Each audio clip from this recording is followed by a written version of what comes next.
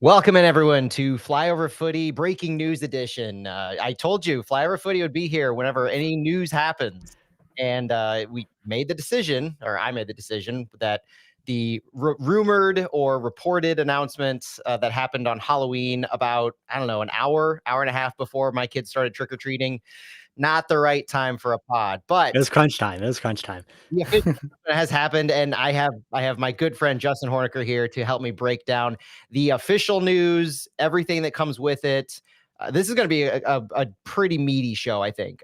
Not to try to build up too much, but Justin, I feel like we have a lot more answers right now than we definitely have had in the past couple of weeks, and so there's a lot less speculation right now. There will be some speculation, Mm. a lot less speculation, a lot more answers, I think, coming our way tonight. Yeah, you don't have to and I think a lot of the maybe anxiety around the process of just not having an answer, not having progress on a name. Now you have that name, so you can dig into it a little bit more. Exactly. We have the name, we have the background, we have the experience. We know the type of profile that St. Louis was looking for and that got. I mean, there's just so much to dig into. But before we start on the pod, join the chat, ask us any questions because we've got a rundown. But if you guys have questions and things you want to know, we definitely want to get to that and try to answer as much as we can before the introductory press conference, which will be Wednesday at noon. If you didn't hear yet. Justin, give me your knee-jerk reaction real quick before we start the pod recording, just for the live stream. Yeah. Is this a thumbs up, or is this a thumbs down, or is this a thumbs in the middle? It's a thumbs, let's say 75%, I think. I think I think Corey Ray is a slam dunk. I don't really have any apprehensions of what happened in Montreal. I don't think anyone in the world does well in that situation. But Corey Ray, it's not a name that is necessarily proven, but learning under Tim Bezpachenko, being his right-hand guy in Toronto and Columbus, that's really, really smart MLS pedigree. If you're going to go this way, that's essentially the best name they could have went with. So I think you have to be pretty cautiously optimistic about it. Yep. And the middle part of our show, we're going to get into a lot of Diego comments. And spoiler alert for that, I am cautiously optimistic on that front as well. There's a lot that on both sides that have gone into this. So I'm excited to talk about it. Are you ready to get going with the pod recording, Justin? I'm ready. All right. My water bottle broke. I don't like that. I've got a straw and it just fell apart. It doesn't flip up anymore. It flips up, but the straw inside of it just broke off. There we go. Back in business.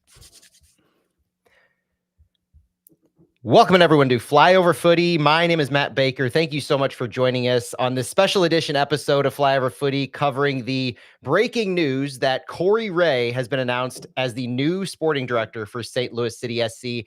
And to help me break it all down, I've got my friend in soccer, Justin Horniker, to join me. Justin, welcome in. Matt, thanks for having me. Happy to be on, as always. And we've got a lot to dig into tonight.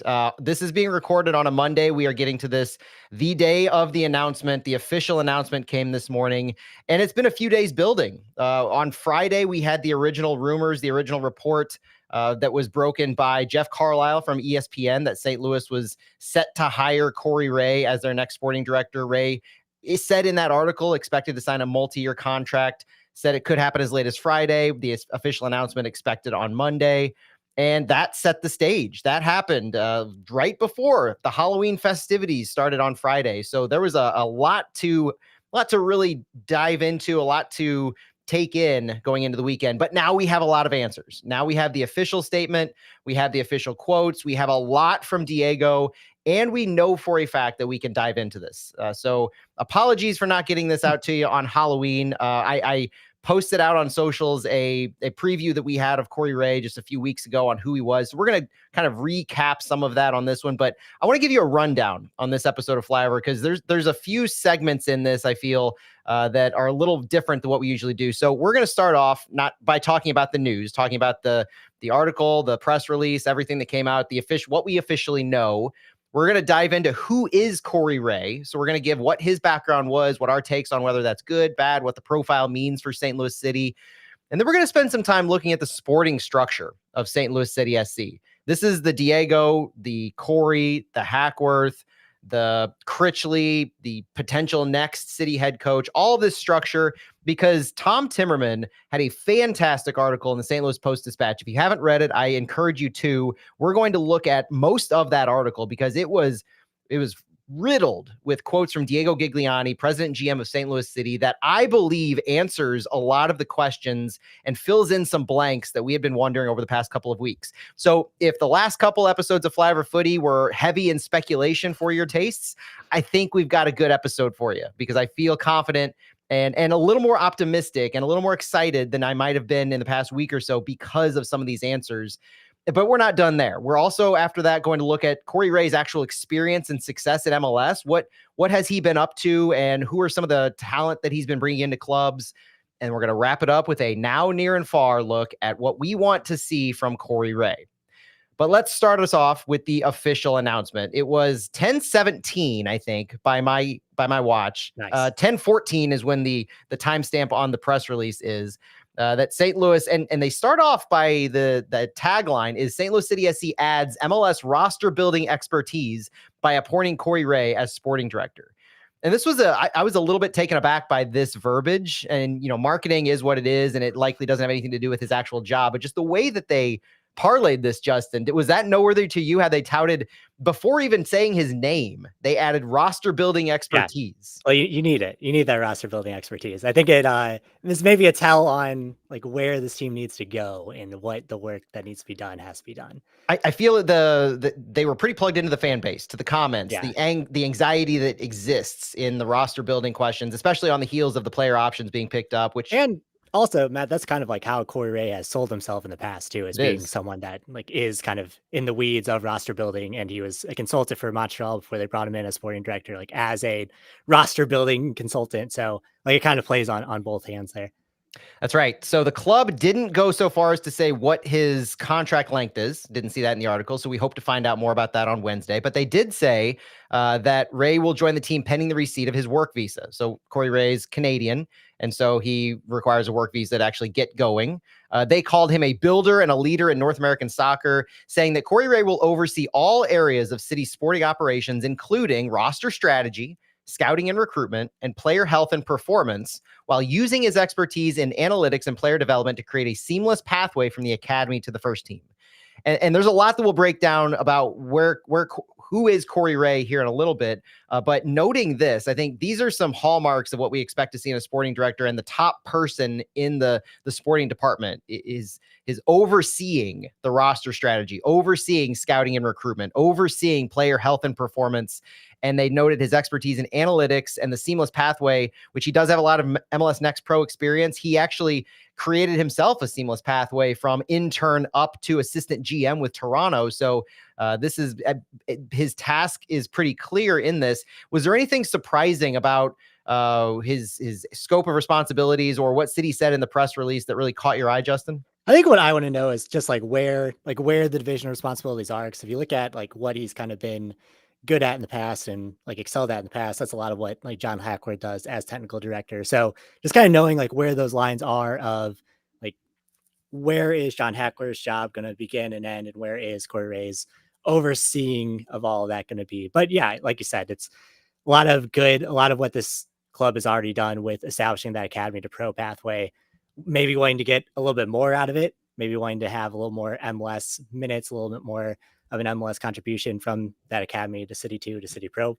pathway. They're kind of missing that last step on it. So having someone that like has designed that at two clubs now essentially is kind of a home run in that aspect.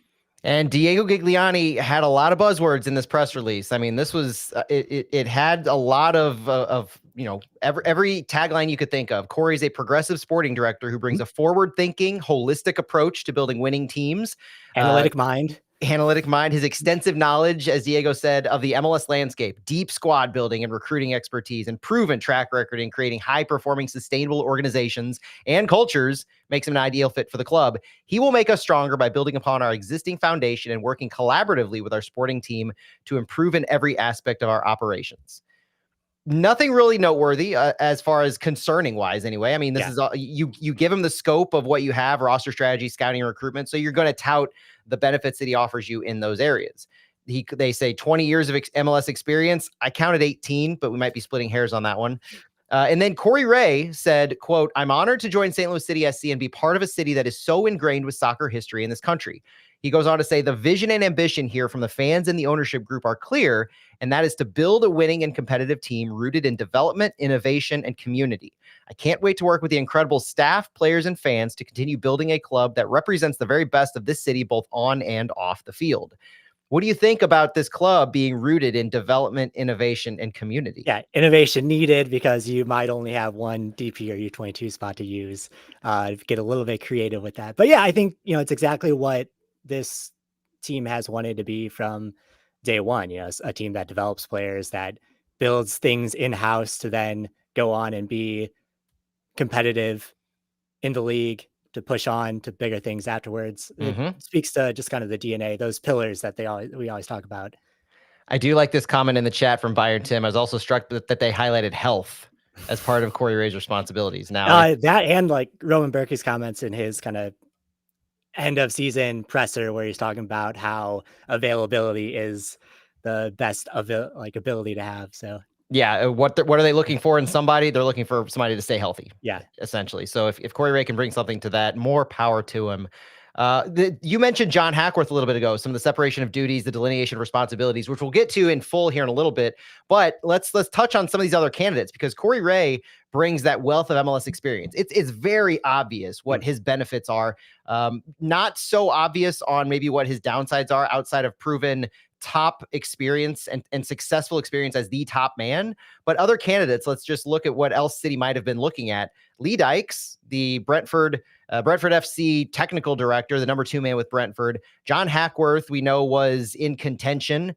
You had in the ESPN article, and Tom Bogert noted, Carlos Santoro, the Bahia sporting director out of Brazil, which that caught my eye mainly for the Diego Gigliani connection. Little city football group connection there. Noteworthy. And I looked into it to try to figure out if there was in fact overlap. Bahia actually became a member club of City Football Group in May 2023.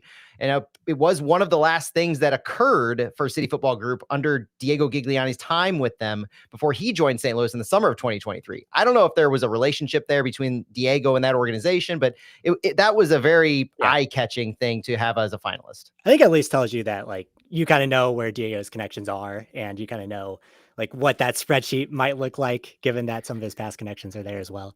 I guess it's reassuring that he has those types of connections. I mean, City Football Group is a quality performing group in global soccer. I mean, we make fun of them because they're easy to make fun of in various ways, and they got a lot of lawyers, politicize soccer to no end, and they create these conglomerates of clubs. But at the end of the day, there is a lot of knowledge and expertise, not unlike the Red Bulls, honestly.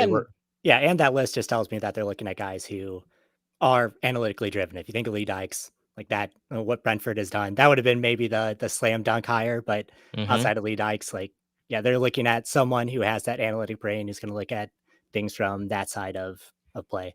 That's true. Now, before we get into Corey Ray, last thing, what do we think this means for John Hackworth?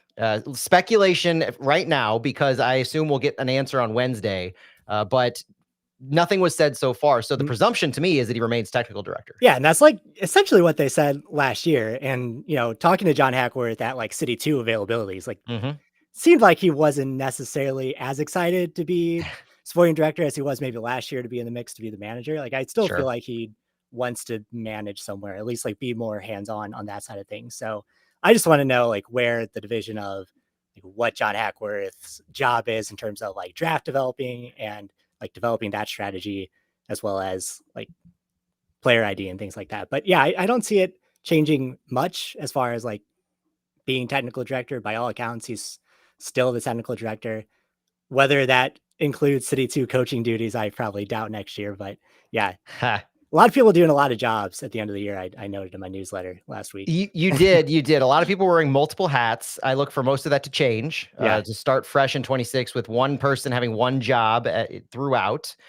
St. Louis, I mean, we've got a director of operations spot open as well. Vinco left, we mentioned. So there's a lot of areas in the sporting department, I think, that are open up for grabs, maybe even more so than we give credit for, just focusing on the sporting director and the head coach. But yeah, no, I think about this for a sec. Keep that in mind that Hackworth remains as technical director. Put a pin in that thought because that's going to be important when we talk about the overall structure and some of the decisions that have been made here in the recent past and how that plays into it. But before we get into that, let's level set here, just in case you haven't listened to previous pods on our look at the other sporting director options. Who is Corey Wray? Corey Wray is, I think he's still 40-year-old Canadian with a lot of MLS experience. I'm going to run through a resume real quick, Justin, then I'm going to turn it over to you to see what sticks out at you and what catches your eye. Corey Wray began as an intern for Toronto FC back in 2006 as Toronto was gearing up for their first MLS season in 2007. While going to school, he had an internship period, went on to hold senior management and directors positions with the Toronto FC over the next decade before eventually being named as an assistant general manager for Toronto under GM Tim Beshpachenko. He was 32 at the time of his promotion to an assistant general manager, team operations and strategy with a focus on player recruitment and athlete relations while working on player contracts, player movement, and budgets for Toronto's farm system and youth academy at that time. So that's kind of his scope of responsibilities as an early 30s, worked his way up through Toronto. Now, fast forward to 2020, Corey Wray left Toronto to join Columbus Crew as an assistant GM under that same general manager, Tim Beshpachenko. Beshpachenko promoted him in Toronto, brought him on to Columbus. While with Columbus, he was the GM of Crew 2 as well as assistant GM for the Crew. And looking at his work with GM of Crew 2 and MLS Next Pro, he won the 2022 MLS Next Pro Executive of the Year and was a finalist for that same award in 2023. With Laurent Courtois as the head coach at the time for Crew 2, who left for CF Montreal in 2024 and was subsequently fired 5 games into the 2025 season. Laurent Courtois was. That might be an important name to remember here for future conversation.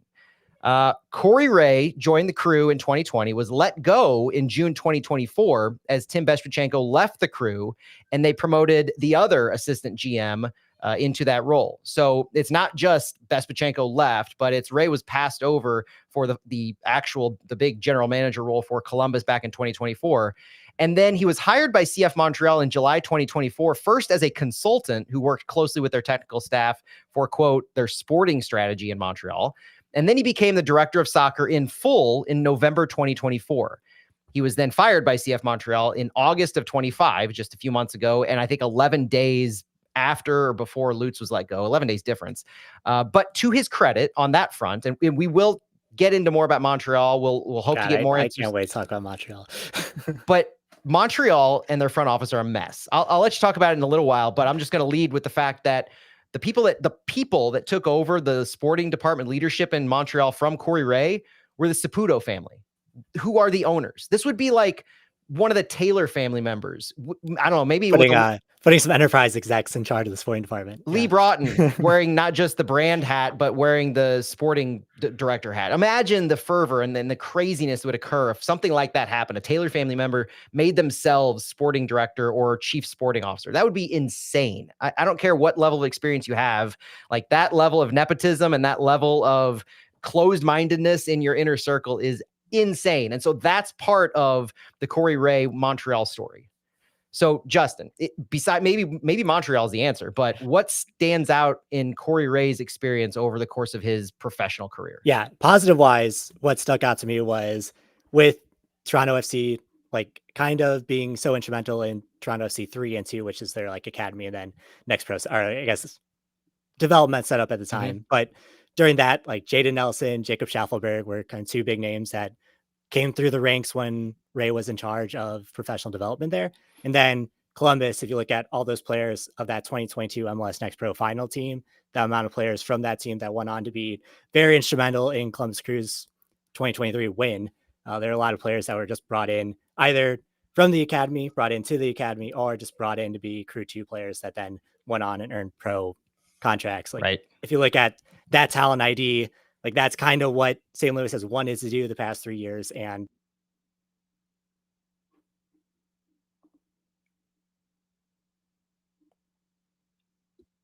I got muted for some reason. There you go. But yeah, to see that Corey Wray has already done a good job at IDing players that might have fallen through the cracks elsewhere, not being given enough of a chance elsewhere. You know, players like Jason Russell Rowe, like Max Arfston, players that have gone on to make impacts for their national teams at this point. Yep. Yeah, absolutely, and that's going to be a hallmark of what he looks to do for St. Louis. I think that's one of the feathers in his cap of what his experience brings us. Now, Yeah, just and then on the Montreal side, yeah, you can maybe look at how poorly things went. If you look at 2024, they made the playoffs, but it was a play-in game. Like, looked like momentum had kind of dropped out at the back half of the season, and mhm. then they start the year with like 10 straight road games. When Courtois gets fired, they're like 0-5. They scored 2 goals in that time. So, like, it did not go well, but I don't know how much of that you can really put on what Wray was allowed to do, because there was not much player movement at that time either. No, it was pretty bare bones. Like he left Columbus having had notable names signed. Cucho Hernandez was signed under his tenure with Columbus. Diego Ma- Rossi as well. Yeah. Jason Russell Rowe, like the Crew 2 pipeline was in full effect. And we'll talk about that in a minute because some of his scope of responsibilities and things that he's looking to do this offseason, he does have very proven track records in being successful at doing that with Columbus, notably the super draft. Yeah. And I think Max Arfson might have been a super draft pick, but definitely know that he has at least 2 or 3. Yeah, Max Arfson was a super draft pick in Patrick 2020. Schulte Yep. also under his watch. So that is a microcosm of the kind of positivity, reinforcement, just general good vibes that Corey Ray gives because he has that level of proven roster building, taking advantage of some of the things that I would say we've been hit or miss with here at St. Louis. Like we've had some good draft picks, they haven't lasted necessarily. We've had some really bad draft picks, and I think we've wasted a couple opportunities. No matter how you look at a guy like Jose Kojima, I don't think we maximized anything of his Yeah. while he was with St. Louis. I think of it too, like if Luch Fanstiel comes in with the pedigree of being a top 4 league sporting director and with kind of the experience there, but maybe not knowing the North American market well, Corey Ray is maybe the antithesis of that, where he doesn't have the top level experience, but he knows the North American market better than anyone who would have been available to hire at this point. Agreed. Let's keep on this for a minute. Let's look at some of those players. Let's talk about some of those players in full before we switch over to the sporting structure conversation.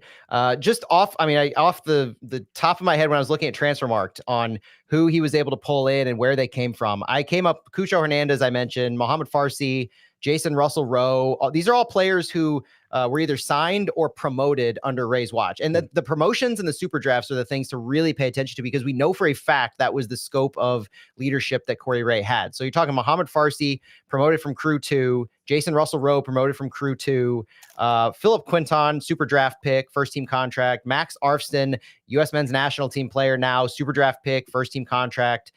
You had Tata Habron, a homegrown who was signed to a first team contract, as well as Cole Moroka, homegrown, signed to a first team contract under Ray's watch.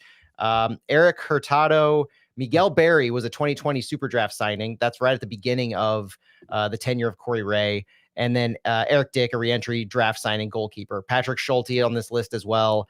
The names from Columbus, it was a longer period of time, and I'm sure we're missing some, but you've got that 4-year period for Columbus where a lot of names you can directly attribute to not just the success of Columbus Crew 2, but you can attribute them to Corey Ray as having been responsible for them being a part of that organization. Yeah, and there are also some players that came through, like were brought in to the academy from other markets as well, and that was something that he did in Toronto very well. So there are like a lot of avenues that they were exploring of how to bring players in that weren't in the roster already, that weren't in the system already. And I think especially in Columbus, a place that maybe doesn't have the academy system or the pipeline, the players available that like a St. Louis has, was very important. And that's something that's an underrated story that I think it's kind of on the bottom, the foundation is the academy for St. Louis City. The focus on St. Louis kids, which is not bad by any stretch of the imagination, but that could offer a glimpse into what Ray wants to do or what Ray could offer in bringing in not like an Aaron Hurd type player who's not anywhere near this locale, this geographic location, but quality player to help augment the academy. Those kinds of things are exciting. Yeah, and they just started the kind of ability to bring in some players from out of market to host with families. So that is something that the academy has done over the past year or so. So like they have the building blocks to be able to bring in players from outside the market, but also the market itself just has so many players available that even if you don't go out, like to be able to utilize the players coming up from the U15, the U16 ranks that are right now getting pumped in the youth national team. Like every time there is a call up, it seems like every month someone's getting called in that hadn't had a called up yet. Yeah, and as good as his crew time was, the only, I would say, concern or thing that we have to be honest about is he wasn't the general manager of the crew. So Right. you can't give him full credit for guys like Cucho Hernandez Yeah. or any other international transfer. He was in the room when those happened. So, he was a voice that was among those who brought in Cucho Hernandez and And then transferred him out. from reading rumors at the time, it seemed like Isatal was kind of the one that was more involved in those international transfers, whereas Corey was more on the domestic side of things. So that is kind of, it seems like that's how the split was, but they're both in the room, I'm sure. And Isatal was the other assistant general manager Yeah. who was promoted to the GM spot. For clarification. Yes. And so with Montreal, though, looking at what he did as the head guy for Montreal, now keep in mind, he's only there from November until the next August. So he had 2 transfer windows max to work with. I think the noteworthy name for me was Caden Clark. And that was brought over, I think, as he was a consultant to their sporting group. I don't think he had officially been signed as their sporting director.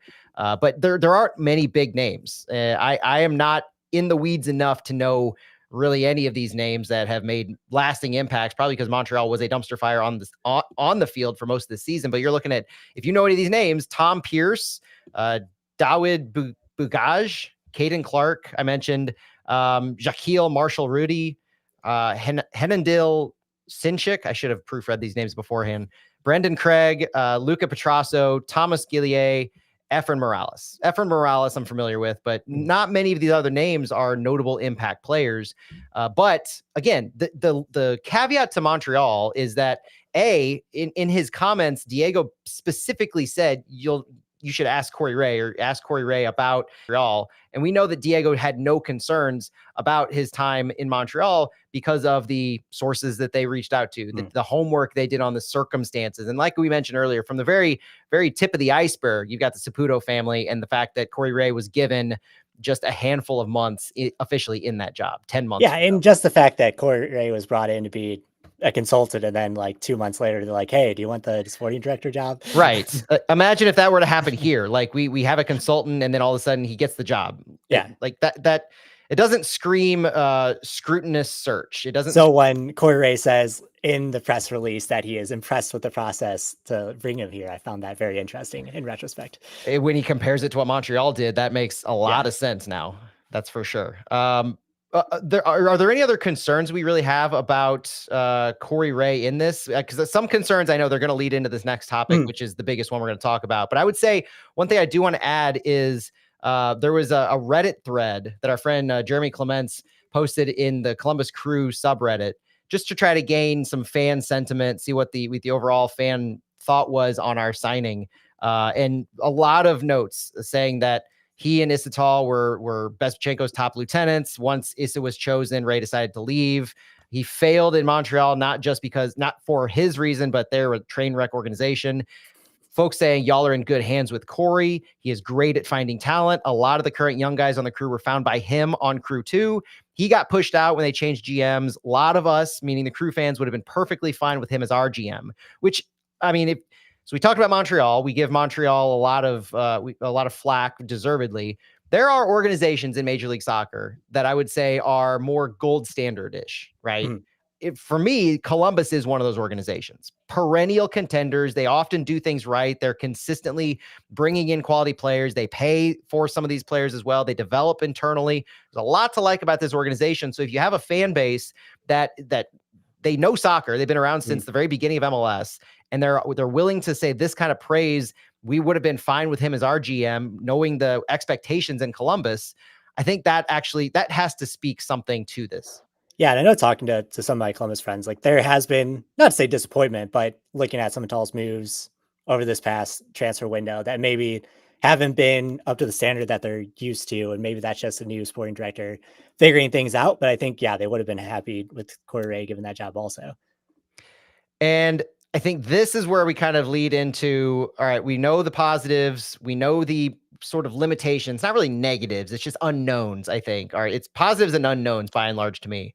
But this is where I think we pivot a little bit into not specifically Corey Wray, but the overall sporting structure for St. Louis City SC.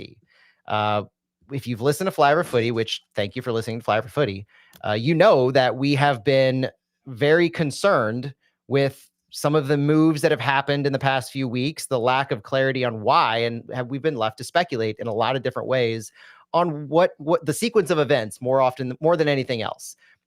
Did picking up the player options that you were required to do to have a postseason training mean you were doing the postseason training for specific people to watch, or you prioritize the player options over the postseason training and you let Hackworth make those decisions? Does that mean Hackworth's going to be responsible? Does that mean that Diego is fine making the decisions himself?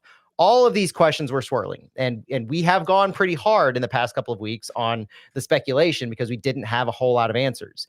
But now I feel we do have some of those answers. So Justin, if you're watching us on the live stream, you're going to get a little bit of a visual cue on this. But otherwise, I'm going to try my best to talk through this. Where at the beginning of all of this, we look at the timeline for Corey Wray. So first of all, Corey Wray can't start until he gets here to officially have his work visa. So if we're talking about timelines and who's going to start doing what at what point, don't expect Corey Wray to immediately be able to work from St. Louis. Not saying he can't work from Canada, but he's got to get a work visa, and that's going to take. The club said they hope to have this completed by Thanksgiving. And real quick, before I go further into this section, I do want to give credit again, like I did off the jump, to Tom Timmerman from the St. Louis Post-Dispatch. This is where we're getting all of this section. Every single thing we're talking about right now and in the next few minutes comes from Tom's article and his interview with Diego Gigliani that was published the day that Corey Wray was announced as sporting director. So we've talked about the success. We've talked about the experience. The timeline is hopefully have his work visa by Thanksgiving. And we know that the press conference is scheduled for Wednesday at noon. So he'll be here, even though he's not officially allowed to work in the United States per the visa standards. The other thing interesting is the head coaching search, which Diego is quoted in this article saying, "I would say it accelerates significantly now." Diego mentioned there were 20 candidates and they whittled it down on the sporting director front, but now that Corey Wray is in place and they have his voice in the room, the head coaching search is going to be picking up steam very quickly.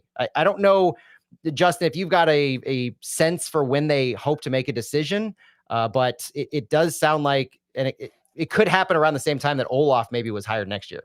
Yeah, I think that makes a lot of sense, because if you remember back to like the talking points last year, they wanted Olaf there so that they could get a good read on just what he wanted from the roster and then have a good idea going into preseason training camp. So like that seems about right, and they've had a lot of time to work on this, to get that list figured out.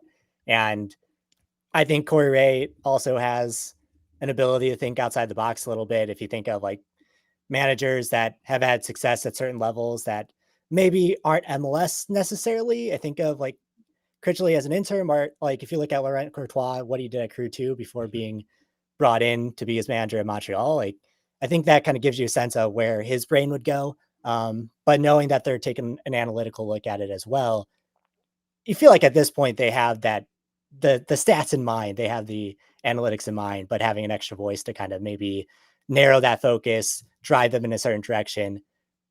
You would think that, yeah, again, around the same time, like coming into December, definitely before the transfer window opens. I would agree with that. And the other thing, the next noteworthy thing in the article talked about Corey Wray's approach and his fit. Diego Gigliani described Wray as a young progressive sporting director. And he elaborates on that by saying, I mean, you'll see immediately he's very different in that he approaches sporting decision making and sporting high performance in a very holistic way, not just about a relationship with clubs and agents and using a network.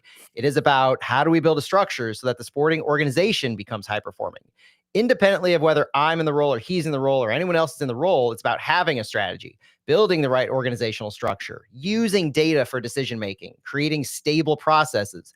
All of those things, Diego says, are really unique about him, Corey Wray. He's done that in Toronto and he's done it in Columbus with a lot of success.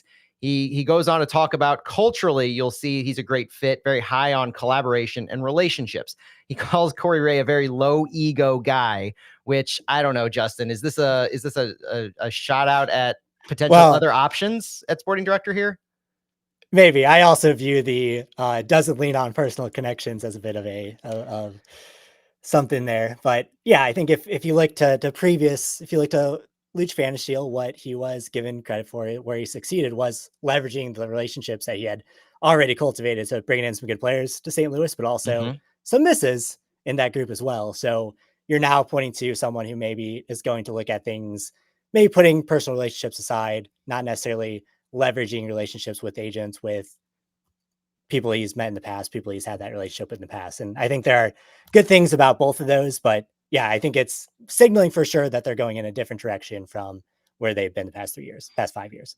Yeah, and so that's actually I'm gonna bring that back up to look at on the screen because that really is noteworthy in I think highlighting, but also comparing without comparing. Yeah. Right? You say the things that you like about him, and then you could easily draw those connections to Lutz or potential other options at the sporting director of what you've seen that might not have worked well.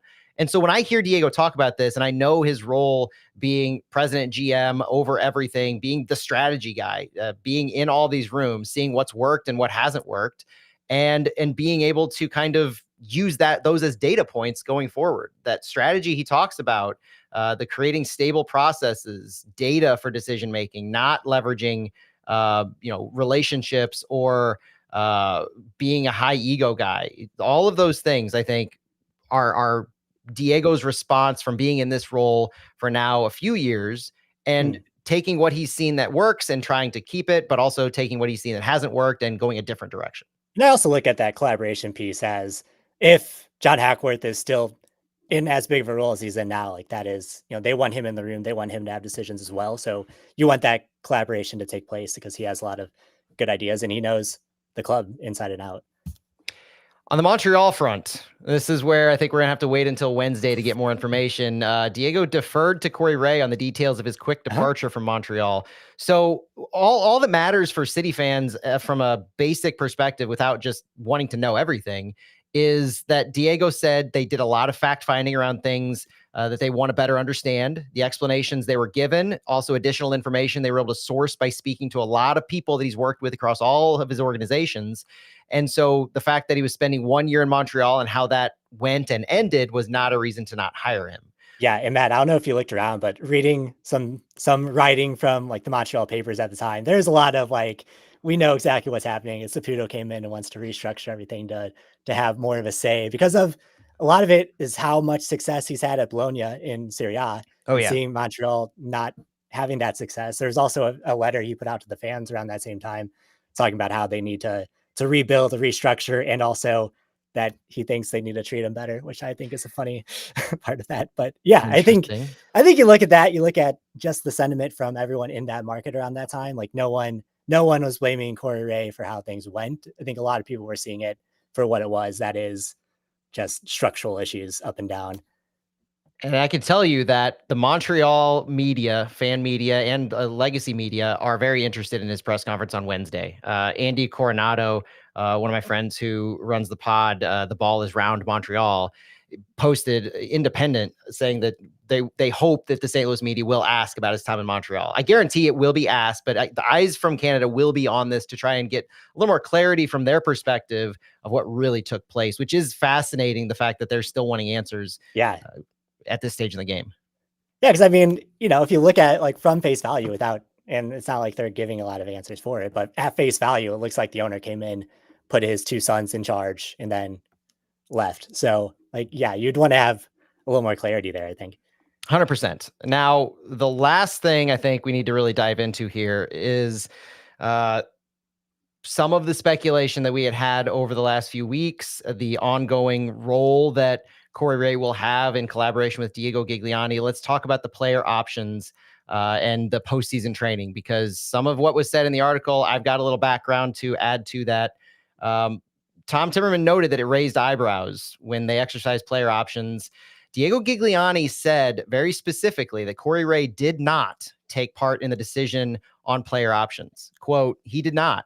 I have kept him abreast of them, but those decisions were decisions we had to take. As I said when we parted ways with Lutz, I said we would try to accelerate to bring the sporting director as soon as possible, but we needed to be ready to take any decisions that needed to be taken at the time they needed to be taken. There were some options that needed to be taken then, and that we were prepared to take those decisions without Corey in place because we had John Hackworth in that role. So on this front, this was speculation on the postseason training in general. And as I hear it from sources familiar with the situation on postseason training, there was nothing really more to it than they had a great final stretch. They wanted to keep the momentum going. They had developed and grown so much at that point that they were comfortable with they were comfortable with David Critchley leading this training, regardless of whether he was going to be the head coach, because of the work he had put into to strengthen the culture, to get them playing the style of play they want to play. But also, I understand that after last year's season, they heard from players that 12 weeks is a long time to be out. That players gave feedback at the end of the 2024 season, apparently, that the time that they had off was too much. So the club did what any good club would do. They took that feedback. They looked around the league. They saw teams like Nashville and Chicago and more have a postseason training, and the success that it generated. I would say success for Chicago, even if they were bounced early from the playoffs, just by making the playoffs. But you look at third season last year to this year, yeah. And so they take the player feedback, and they prioritize postseason training for the benefit of the 2026 season, which I totally get. That's where the idea that in order to do a postseason training, you had to exercise player options, which other clubs have done around the time frame that we did. So it wasn't as quick as we did, but other teams have announced their player options. They just didn't announce them without a sporting director in place. So that's the other piece of this, is you did have that cloud hanging over you where, like what Diego said to Tom, they had to make these quick decisions. They prioritized the postseason training because of the benefit it could give them. And there's some language in the CPA that makes it also a standard. Yeah. Yes. And so they have those real things to deal with, even if they're not thrown around all over the place. It's not very public knowledge about what these postseason trainings are for, what's required for them. It just doesn't come up. That's what the story ends up being. Yeah. So, and I'll own maybe over speculating to this, because it was such a weird thing to even reach out to other media in other markets and not find anything. Nobody really had any experience with this. So it did seem a little abnormal. But at the end of the day, when you know why they're prioritizing postseason training, you know the feedback from the players, you know the proven success that it's shown other teams, and the fact that they are bringing back a big core of their team, regardless of the player options, even the ones just still under contract for next season. That's a core of the team. And so you look at having executed those player options. The last thing on the options that I'll say real quick is none were really surprises. We talked afterwards, even on Flyover, and I've seen it on social media. And Justin, let me know if you feel different. This wasn't, I think, a decision that they were feeling forced into, and they were taking 50-50 flyers on some guys, and that they were going to hamstring the new sporting director. Talking about Klaus, Chris Durkin, Songbin Zhang, those kinds of players, you expected them to be signed more or less anyway. I would have, like, me looking at things analytically, I would say, and if there wasn't a CBA involved, if there wasn't all these extra circumstances, I would say, like, maybe we wait for the analytics guy to come in and take a look at whether or not we should be exercising all these. But yeah, like, I was not surprised to see Chris Durkin extended, especially knowing that John Hackworth was having a big hand in making those decisions. Like, none of that was surprising to me. But yeah, it's just the process of not having your guy in place yet, and then executing on those decisions where you don't know if Corey Wray comes in, sees those, and it's maybe like, yeah, we shouldn't have done that. Right. And the last thing on the postseason training is it's not a one and done. Didn't have anything to do with showcasing the team for a new sporting director. It was purely for the team. Postseason training in general is, from my understanding, it's likely to be about 3 to 4 weeks long, from late October to mid to late November. Started before Corey Wray was signed, and it will continue after, obviously. We don't really know, based on the timing of Ray's work fees and everything, if he's going to be able to be here and play a factor. But that also plays into the postseason media availability. So we've got this introductory press conference on Wednesday. Postseason media will be after that sometime. I don't have an exact date. I'm hoping before Thanksgiving would make sense. But this 3 to 4 weeks or so of postseason training, I think, to me, it highlights the importance they're placing on it if they're willing to have it be that long, even if not every single player is there. I know Klaus isn't there. I know every single player, from my understanding, is not there, although we haven't been. It's closed to the media, so we're not for sure which players are there or not. But it does make sense from, like, a physical training standpoint of, you don't want these guys to have like 5 months in between competitive matches, even if you can extend that by 1 or 2 months. to keep them more in touch with like what they need from their bodies. Obviously, notwithstanding the players who are coming back from injuries and things like that. But for like someone like Marcel Hartel, for someone that you want to be physically engaged from the get go next year, like you need these guys to be staying sharp. And it's just part of the period to get into my coaching brain a little bit. Like it's part of the periodization of when you are hitting your like max fitness at the right time. Like you want to be able to build something now because you can still help yourself next year from like a physical standpoint if you are doing these at late season trainings. And yeah, like I said, to be away for as long as they were, I'm sure like these players, they want to play. They don't want to be sitting at home for that long. Absolutely. Couldn't agree more. The last piece of this is where Corey Wray fits in the decision making and the roles and responsibilities of this. And so this is a long quote, but stay with me as I read this. If you're watching us on YouTube, then you can see it up on the screen. Diego says, quote, "I was just as involved in these decisions as before with Lutz in place. And always from the same perspective as I was before. So there's been no change in that. Technical view on players, both are they good enough to keep? Do we think they have potential in developing? Is it a key player? Those sorts of questions, Diego says, are always answered by technical experts. Before Lutz, now Hack. I would also say never only Lutz or Hack. We have a person who is responsible for scouting. We have a head coach whose opinion is heard. We have a head of performance who is important for the player's physical fitness and ability to play our style of play. All of the technical decisions, Diego says, were taken by sporting people and continue being taken by sporting people. I provide the complementary view on those decisions, the strategic plan of how to build out the squad, the oversight of the decisions and the challenge of them, the incorporation of data to make sure that it feels like the right decision to take. And that was my role before, and that is my same role that I've played now. Diego goes on to say there is no change in structures or roles and responsibilities, none at all. So, Justin, we have again a reiteration from Diego of what he said this summer. It almost feels like he's responding to some of the reports across MLS or fan sentiment without actually calling them out. But it's reiterating to a level of detail that we didn't have before. Some of the specificity of who's making what decisions and kind of going a little deeper into that, I think, for his own benefit as well and for the clarity of the organization. So to me, I see two things on this. I see believing what he says at face value, which I just, as a person, my philosophy in general is a person is only as good as their word, right? If you're going to be trustworthy, if you're going to be believable, if you're going to trust other people, you trust them at their word until they give you a reason not to. And I can honestly say Diego has not given me a reason not to believe the words that he has said. There have been reasons to question it or speculate on it because of actual actions that have taken place. But when you back it up and say, Diego says Hack made the player option decisions, there's absolutely nothing that we can go off of factually to say that's not true. When Diego says that we have a head of scouting that is responsible for that department and Diego doesn't get involved in that, there's nothing factually I could point to that says that's not true. So I read this and I have to, I'm not reluctant to by any means, but it's almost, what else are you going to do? Because you don't have any factual data to go against this.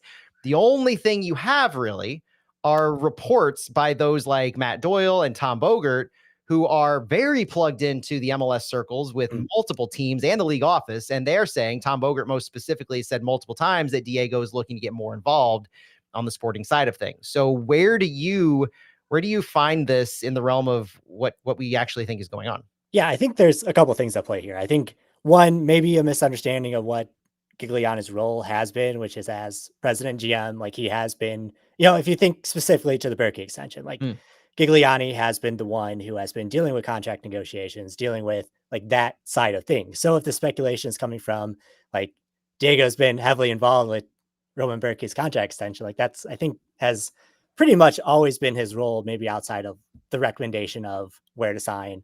And not having a sporting director then bounce the idea of making him a DP off of. Then I think if you're looking at where Bogart is maybe, or Tom Bogart and Matt Doyle are maybe getting this from, is if they're hearing from other MLS clubs that, they're hearing from Diego Gigliani a lot lately. And then you look at the structure of what the past half year has been, which is John Hackworth as interim sporting director, but also technical director, but also City 2 manager. Diego Gigliani said that he's taken on a bigger role just because Like he has to out of necessity. And I think if you look at like his general role in general, he is the guy underneath Carolyn Kindle that kind of oversees Yes. everything. And when I hear that he wants to get more involved in sporting decisions, I just don't know where that bandwidth comes from. And I think if that is the case, then you maybe have to wonder why one guy has his hands in so many things and wants to take on such a role in that. And I just don't see that as being what he has been so far.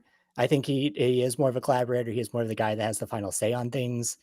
I don't think he's out there telling people who to sign, when to sign, but I think he is the final say on if they should sign this player, if they should give him that contract. I think that's where some of the disconnect is maybe coming from. Not to say that, there isn't room for things to move up and down, especially with a sporting director that hasn't had the job before. Maybe the role of Diego collaborating with Corey Wray is probably different than Diego collaborating with Luch Phanasteel, especially because Luch was here before he was and has that The bigger span as dynamic is well. different. That's a Yeah. different power dynamic when you have Lutz coming. Lutz started the organization on the sporting side. Diego was hired well after, as Lutz is building, not just building, but as we're in our first season. And to now, where some of the things that Diego had said he's looking for, analytics, data-driven, those are exact things that Corey Wray has in spades for his experience. And so you're not just saying Diego can add those things now, but Diego's now sought out someone who is an expert in some of those areas that he prides clearly. Yeah. So like if you're hearing this in July that Diego Giuliani has had his hands in the sporting decisions more, I think maybe then it's a cause for concern. But coming off of the back half of the season where you had two guys splitting the sporting director role, essentially, like I don't think it's as much of a cause of alarm as it maybe seems on paper. Well, and on the Berkey front, we know Lutz was negotiating, and that at the time, I think it was to me, and from what I heard at the time, when Diego said he's picking up those negotiations, that was seen as a positive thing. Like you don't want that to have any. People wanted Berkey re-signed. You don't want to have any kind of lull or a misstep in those negotiations. So it was seen as a positive that Diego was picking up those because he had been involved in them before. And now I think that's a good point to remember. Is this can be seen more as bridging a gap, to borrow a Bradley Carnellism, right before he was let go, bridging a gap from Lutz to Corey Wray in what Hackworth and Giuliani had to do together.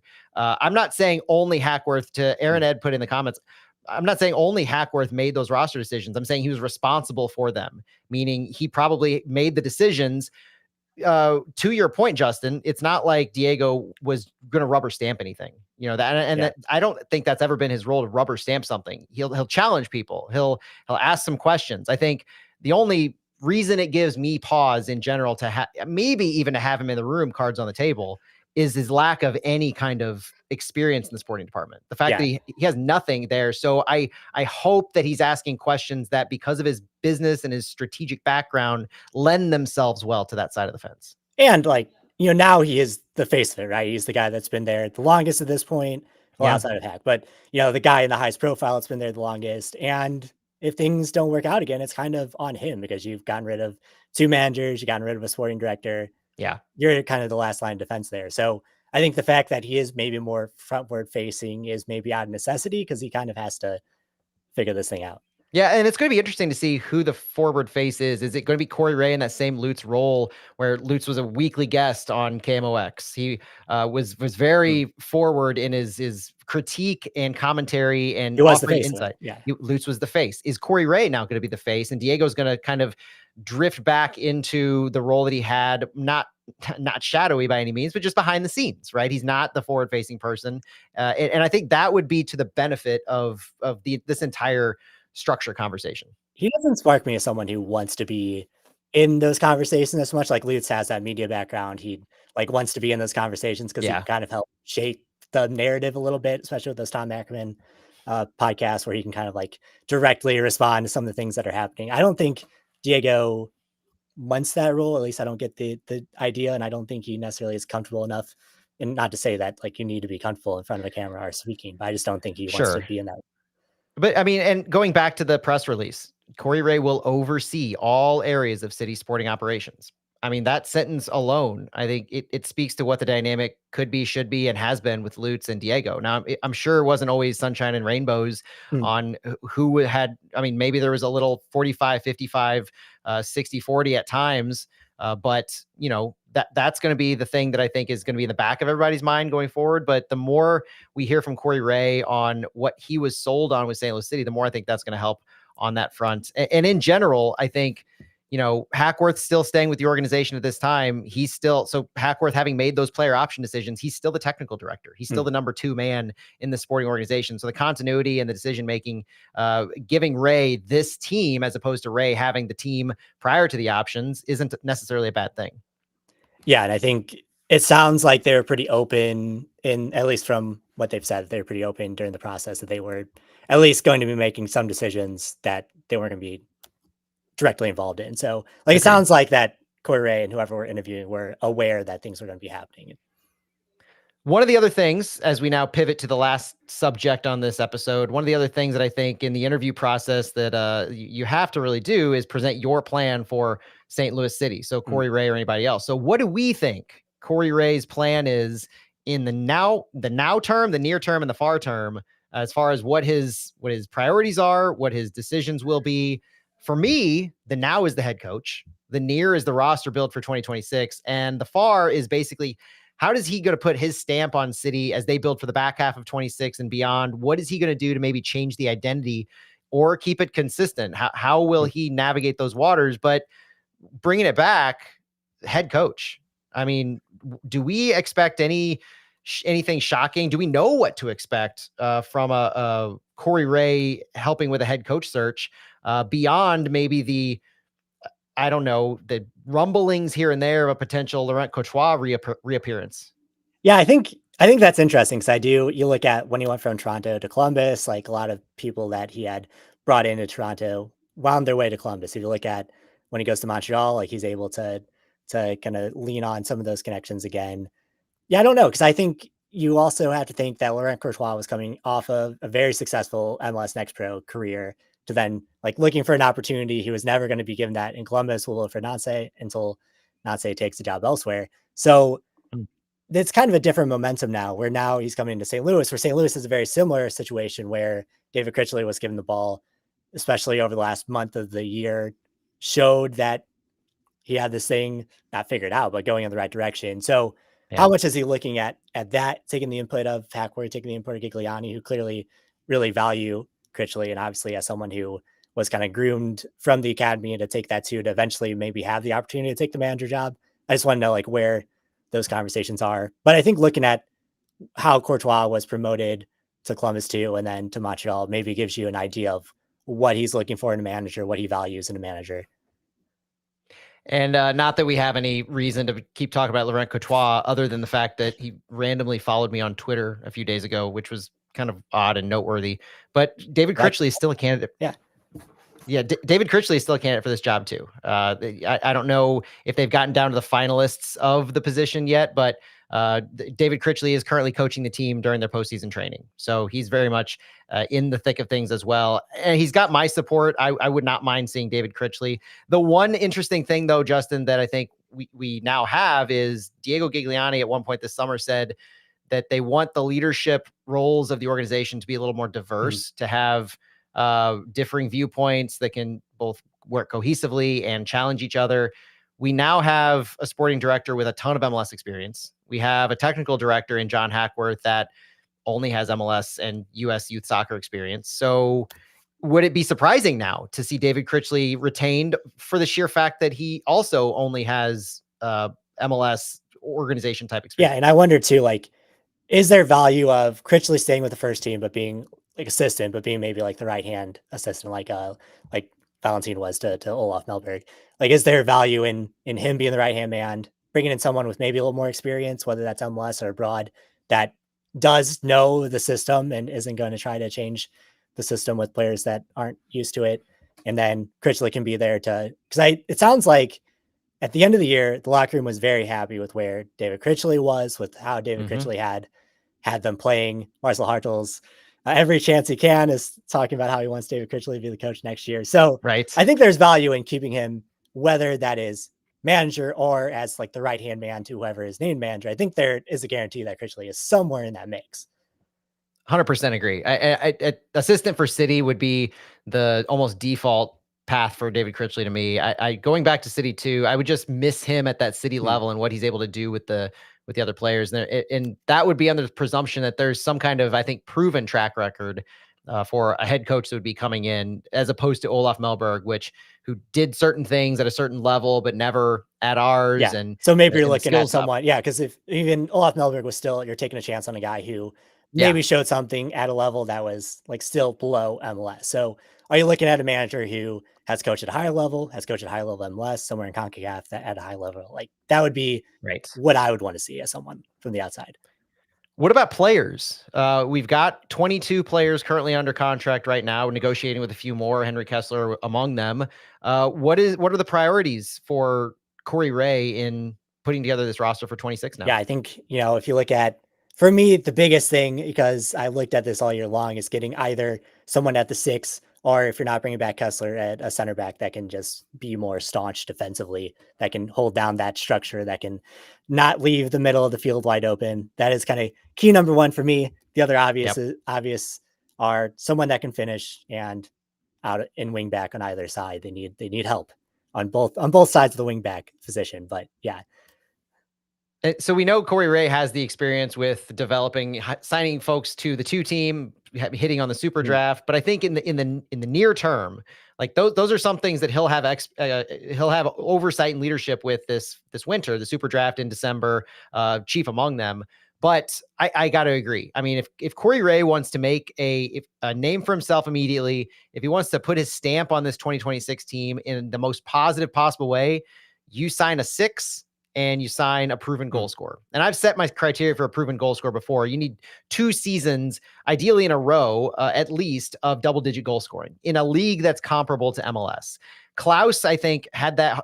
Cedric Toysher was approaching that. Klaus he had that like 4, 5, 6 years ago, but we have not yet signed someone who's had a 2 or 3 year run prior to joining City that has had double-digit goal scoring. Hartle came on the season before us with St. Pauli and just lit the world on fire. Continued that streak, thank goodness.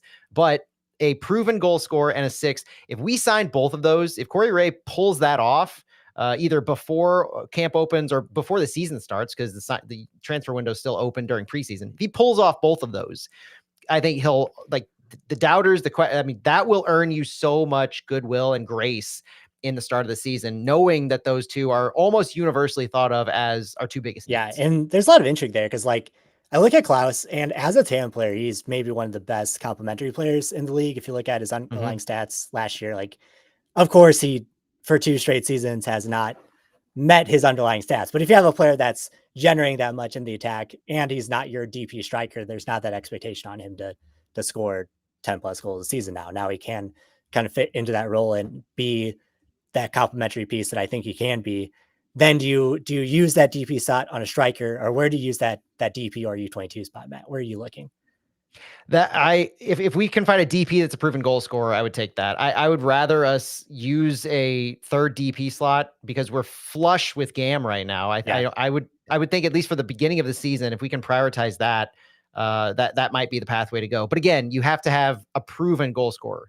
You can't bring in Klaus as a DP type of a player who doesn't have that proven goal scoring capability in the past few Someone years. they're not like, maybe he can get there, but or he can return to form kind of a thing. No, he needs to be in that form. And that goes with spending a little bit more, because Corey Wray and Issa and Tim Bezpachenko, they had money to spend in Columbus. They were able to spend double-digit millions of dollars in transfer fee payments. And so if we can get to that level, start to where this past summer was Falou Fall set the record, or tied the record, if nothing else, for transfer fee, you're still approaching that $3.5 million-ish transfer fee as the marquee payment for City. You get a little bit above that, 5 to 7 maybe, then you can start to get in the range where Corey Wray, I think, has more flexibility to go out and sign somebody in a noted difficult. I mean, this is where we put Lutz's his comments to the test, right? Lutz always said that the winter transfer window is difficult to work in. If Corey Wray is able to pull something off to the level of a 6 and a proven goal scorer in the winter transfer window, it's not just going to do wonders for him, but I think it's also going to illuminate a little bit about the benefits that Corey Wray might provide and some of the drawbacks maybe that Lutz had. I do wonder if they leave that spot open until the summer, because I think you have a little more flexibility, especially with Toyer's contract option coming up. And I think you should Right. be able to, with JGR coming back off loan. If I understand the roster rules right, I think they should be able to buy him down from a U22 spot also. So They yeah, could. you should have a little more flexibility there as well. So maybe they do that U22 spot over the winter. Over the summer, you can reclassify, buy down JGR, and then go out and get your guy. Like I think there's some flexibility there. And again, Corey Ray's experience in all of these MLS mechanisms, his roster building experience is a pinpoint reason on why we signed him, why he is our top guy now. So navigating these waters. And like I said on social media, it's not just about knowing what the rules are, knowing the fact that you can buy down JGR, knowing the fact that if you don't organize his loan in a certain way, he's still going to occupy a U22 slot. You can know these things, but you got to be able to pull the trigger on some of them. You got to be able to fill and put your puzzle together within these restrictions by still landing the guys you need to land. And I think one or both of those areas St. Louis has failed at pretty consistently in the past, either not knowing the rules or not taking advantage of them, or not finding somebody who fits into what you're able to do with these rules. Yeah, and then if you look at supplementing that roster with like a Mackay, with a Tyson Pierce, like guys from your academy that come up that don't cost much against your roster budget, but maybe that you believe should be given those opportunities. You kind of have to find that delicate balance. Then definitely need fullbacks on either side. I'm seeing that in the chat, and I gotta agree with that. Yeah, fullbacks are needed. We don't have a left back on the roster at this point, so that's a need. So maybe we're add that into the requirements. A 6, a proven goal scorer, and a left back. But Jerry Hayes is right that low budget strangles winter windows. It does, because the winter, I think that's the reason Lutz talked about it being a difficult market, is because the European teams, especially any team that's in the middle of their season, they're going to jack up the price. It's the reason we didn't get Cedric Toyshirt when Nico Gioacchini left us after 23. We had to wait for the summer to get him on the free because Hanover jacked up the price for his transfer fee. They were in a relegation battle at the time. Those things are what the winter transfer window you have to navigate through. But maybe we'll find more MLS talent. Maybe we'll leverage free agency more. Maybe we'll leverage the waiver or reentry drafts more. Honestly, I think that's where I look. So I think if you look at where teams can find good value, it's on some of these veteran guys coming off of good seasons elsewhere. Maybe they don't fit in with the team anymore. Maybe they're looking for new opportunities. Maybe they got a bad rap at their old, or maybe they're just on a bad team. I think you find players in MLS every year that go somewhere as a free agent that are huge contributors. And I think that's something that St. Louis have not done nearly a good enough job at over the past 3 years. Yeah, and Corey Ray's seen MLS teams, Columbus, Toronto, Montreal. He's seen them. He knows what has to be done ahead of an MLS season. And so now we have that experience at the helm. Justin, we've gone for a little over an hour on this one. Anything else before we wrap this up? No, I think we've hit on it. I do wonder how you then strike that balance of needing to be competitive this year, but also like something Corey Ray has done in the past and something that this team wants to do is promote youth, promote players from the academy into that next rank. You got players on City 2 that seem like they're ready or have to be ready to take that next step. And what that looks like this offseason too, I think, is another part of that. Couldn't agree more. Absolutely. And it'll be fascinating to see who gets the invites to camp from City 2, how they look at building their supplemental roster with a few spots open for that, whether Corey Ray evaluates City 2 and tries to and brings up a few more guys or not. That's going to be a fun story to watch as well. But for now, we will have a press conference in a couple of days that we're going to cover and recap. And if enough news is broken, maybe we'll get back together and talk about it. But at the very least, follow us on socials. Justin, where can everybody reach you if they are not, for some reason, familiar? Yeah, I'm on Blue Sky at Horniker Justin on Instagram. I'm trying to be a little more active there as well. My newsletter, Talking Soccer, that's where I do a lot of in-depth St. Louis stuff, as well as just MLS, NWSL, and national team coverage. And then every week in St. Louis Magazine, I have a piece that comes out on Wednesday. You can find the newsletter there. Writer extraordinaire that we are lucky to have on periodically as a podcast guest host. Thank you, as always, Justin, for appearing on Flyover Footy. I'm at Matt Baker STL on the socials and at Flyover Footy. Let everybody know if you have friends who don't listen to us, we would love to have additional subscribers and viewers. Obviously, shameless plug right there. But thank you so much for joining us here on this look at Corey Wray as the new sporting director for St. Louis City. The big news, the first domino has dropped in this offseason. The speculation is, I feel, coming to an end more so than we have tangible things to talk about. And we have explanations that make sense in a lot of different ways. So we are excited to turn the page with Corey Wray as our new frontman in the sporting department. We'll hear from him midweek. And then from then, we've got a head coach to hire, and we have an off season to enjoy after the MLS playoffs are complete. Thanks again for joining us. For Justin, I'm Matt Baker. We'll talk to you later. See ya. All right, live stream folks, thank you so much for sticking with us. I heard there was an audio issue maybe like halfway through. Hopefully that resolved itself. I don't know. Somebody on Instagram was asking what we use to stream our podcast. We use Restream, which might be changing this off season because we've had like 3 or 4 episodes here where the audio, there's been some dropping issues. The audio hasn't worked well. So at least it didn't do that on my end. So at least locally, it's not. That's good. So. That's good. Well, if I put this on the audio podcast tomorrow, then something went right. That's for sure. But yeah, interested to hear what we can find out on Wednesday. And we'll bring you more. Follow Justin, follow me, and we'll get you all the news you need. For now, have a great